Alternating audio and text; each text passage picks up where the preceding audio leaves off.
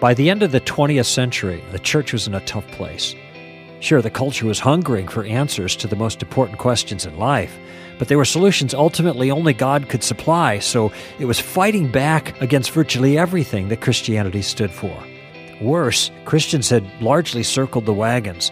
When they did engage, their response was shallow or shrill or often both. I wanted to help change that.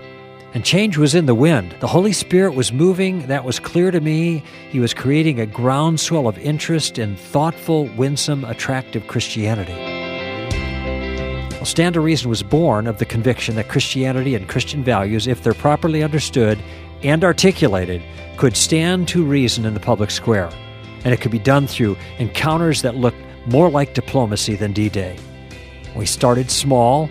I'd been on radio for over 3 years by then, and that gave us a boost. It was just Melinda and me and a handful of eager volunteers working hard in a windowless room in a storage area in the back of Hope Chapel in Hermosa Beach. In those first years, we started a journal called Clear Thinking. We were featured on Dobson's Focus on the Family. I wrote Precious Unborn Human Persons, and we added the fabulous Scott Klusendorf to our speaking staff.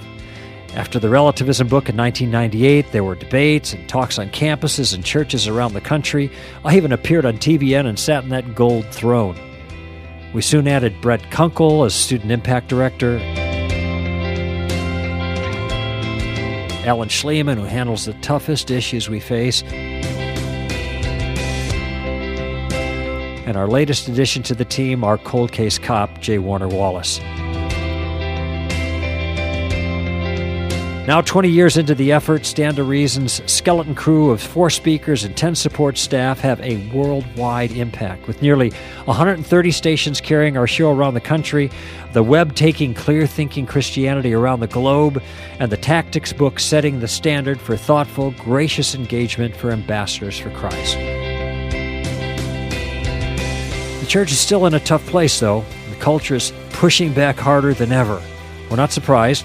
Jesus said in Matthew 10, I've told you in advance, but we also hear these words of his, do not fear them. And by God's grace, we will not fear them. We will not retreat. We will not circle the wagons. Instead, we will continue to engage as good ambassadors with knowledge and accurately informed mind, wisdom and artful method, and character and attractive manner.